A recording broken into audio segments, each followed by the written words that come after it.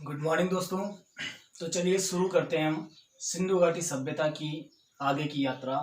आज हम बात करेंगे सिंधु घाटी सभ्यता की प्रमुख विशेषताओं के बारे में। तो आज का हमारा विषय है सिंधु घाटी सभ्यता की मुख्य विशेषताएं। सबसे पहले आप लोग एक बार इसका स्क्रीनशॉट ले लीजिए ताकि नोट्स बनाने में आपके लिए आसानी रहे।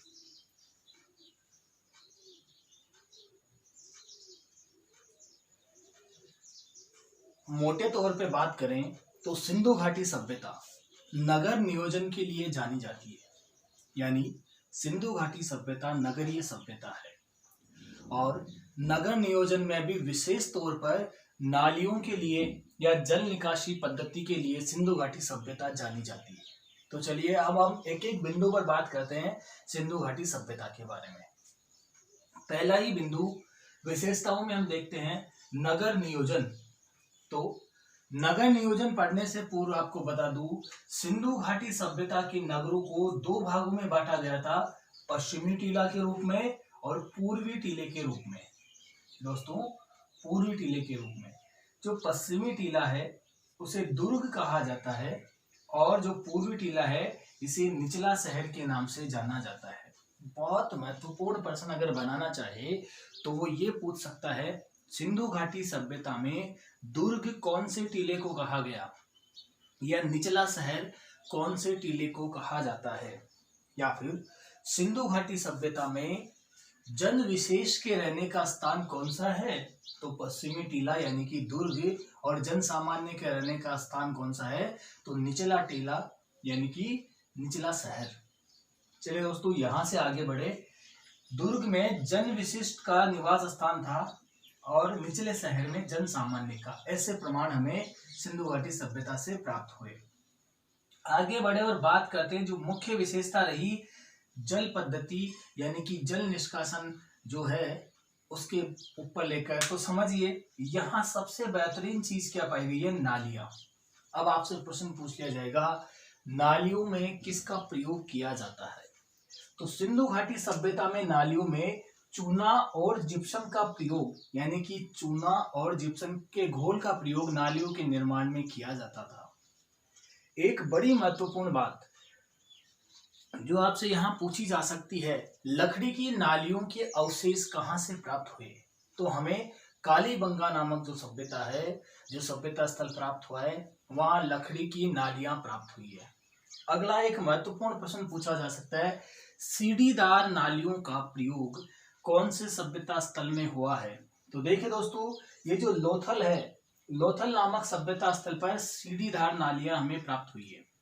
तो इस तरीके से नालियों से दो तीन तरीके के प्रश्न हमारे यहाँ पे बन सकते हैं। चलिए आगे बढ़े। भवन, भवन वर्गाकार काटती सड़कों के किनारे बने हुए थे। जो यहाँ की सड़कें एक दूसरे को वर्गाकार काटती थी, वहां उनके किनारे यहाँ पर भवन का निर्माण हुआ। भवन के दरवाजे को लेकर कभी कभी प्रश्न पूछ लिया जाता है।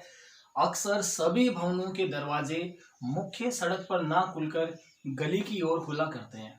अब यहाँ अपवाद स्वरूप एक जगह के लिए पूछा जा सकता है, निम्न में से वो कौन सी सभ्यता स्थल है जहां पर भवनों के दरवाजे मुख्य सड़क की ओर खुलते हैं। तो चलिए दोस्तों, लोथल ही वो जगह है जहां पर जो भवन के जो दरवाजे हैं वो मुख्य सड़क की ओर खुलते हैं।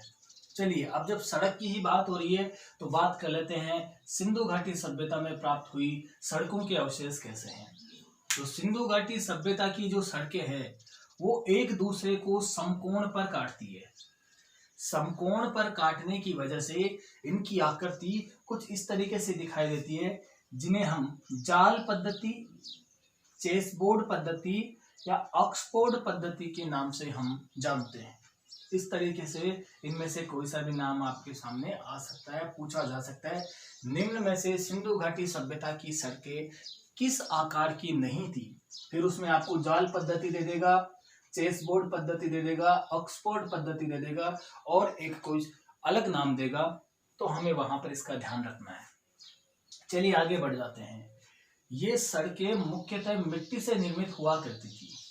इससे आगे बढ़े और बात करते हैं ईंटों के बारे में। तो यहाँ पर कच्ची और पक्की दोनों ही प्रकार की ईंटों का प्रयोग होता है। मुख्यतः सिंधु घाटी सभ्यता में पक्की ईंटों का प्रयोग किया गया है। लेकिन आपसे पूछा जा सकता है दोस्तों, सिंधु घाटी सभ्यता के कौन से स्थल पर कच्ची ईंटों का प्रयोग किया गया है? तो कालीबंगा और रंगपुर नामक जो बस्तियां मिली है, जो शहर मिले हैं, यहाँ पर कच्ची ईंटों का प्रयोग किया गया है। अब जो ईंटों का अनुपात है वो लंबाई, चौड़ाई और ऊंचाई के आधार पर देखें तो 4:2:1 के अनुपात में पाया गया। ये कुछ ईंटों की मुख्य विशेषता थी। अब यहां से आगे बढ़ जाते हैं और सामाजिक जीवन पद्धति पे आते हैं। तो सामाजिक जीवन में सबसे महत्वपूर्ण इकाई होती है परिवार।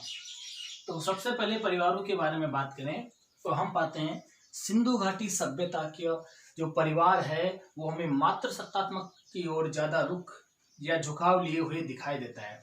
इसके पीछे का कारण है यहाँ पर बहुसंख्या में नारी मूर्तियों के अवशेष मिलना। और एक नारी मूर्ति तो जिसे उर्वरा की देवी के नाम से जाना जाता है, उनके गर्भ से निकलता हुआ पौधा दिखाया गया है। इसलिए हम कह सकते हैं कि यहाँ पर परिवार मातृ सत्तात्मक हुआ करते थे।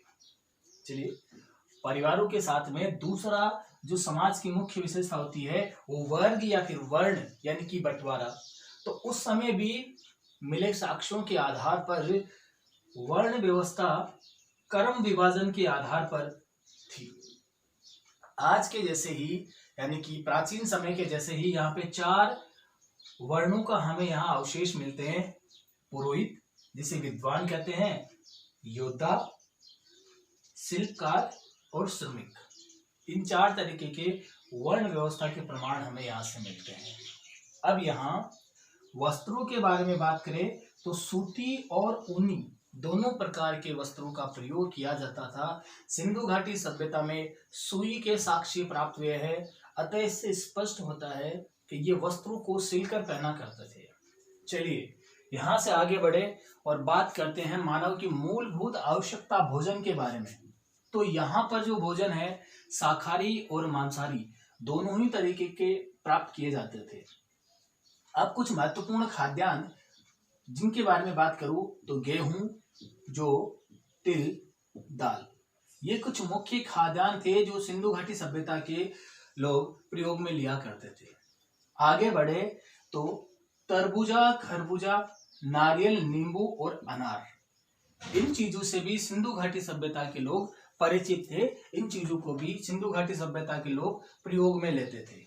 चलिए यहाँ से आगे बढ़े तो यहाँ पर मांस के रूप में भेड़, बकरी, सुअर, बतख, घड़ियाल आदि का मांस प्रयोग में लिया जाता था। तो यहाँ के भोजन व्यवस्था शाकाहारी और मांसाहारी दोनों तरीके की थी।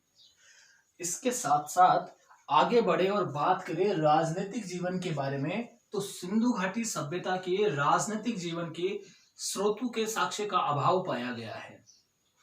फिर भी यहाँ वास्तविक व्यवस्था कैसी थी, कौन सत्ता का निर्धारण करते थे, ये संभवतः स्पष्ट तौर पे पता नहीं चल पाया है। लेकिन संभवतः यहाँ की जो शासक व्यवस्था है वो या तो पुरोहित के हाथों में रही होगी या फिर व्यापारिक वर्ग के हाथों में रही होगी। अब कुछ महत्वपूर्ण बिंदु जहां से हमारे लिए प्रश्न बन सकते हैं।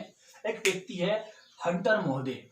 हंटर महोदय के अनुसार मोहनजोदड़ो की जो शासन व्यवस्था है वो जनतंत्रात्मक शासन व्यवस्था रही होगी। और पिगट महोदय के अनुसार मोहनजोदड़ो और हड़प्पा दोनों जुड़वा बहने या फिर सिंधु घाटी सभ्यता की जुड़वा राजधानियां हैं। इस तरीके से आज हमने सिंधु घाटी सभ्यता के नगर नियोजन, सड़कें, सामाजिक जीवन और राजनीतिक जीवन के ऊपर चर्चा की।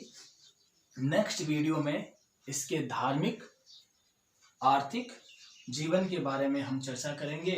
बने रहिए आप आनंदम कोचिंग संस्थान के साथ और घर बैठे वीडियो का जो है बेनिफिट लीजिए। चलिए दोस्तों, आगे की क्लास में फिर हम सिंधु घाटी सभ्यता को आगे की ओर लेकर चलेंगे। आई होप आपको ये वीडियो पसंद आया और ये आपकी नैतिक जिम्मेदारी है, आप इसे लाइक, शेयर, सब्सक्राइब करें और ज़्यादा से ज़्यादा लोगों तक पहुंचाए, क्योंकि प्रोत्साहन के तौर पे जब तक आपके लाइक शेयर कमेंट नहीं आते हैं तब तक एक जो मज़ा आना चाहिए पढ़ाने में वो नहीं आता है। तो दोस्तों ये आपकी नैतिक जिम्मेदारी बनती है और मैं अच्छी तरीके से जानता हूँ आप इसका निर्वहन करेंगे। धन्यवाद।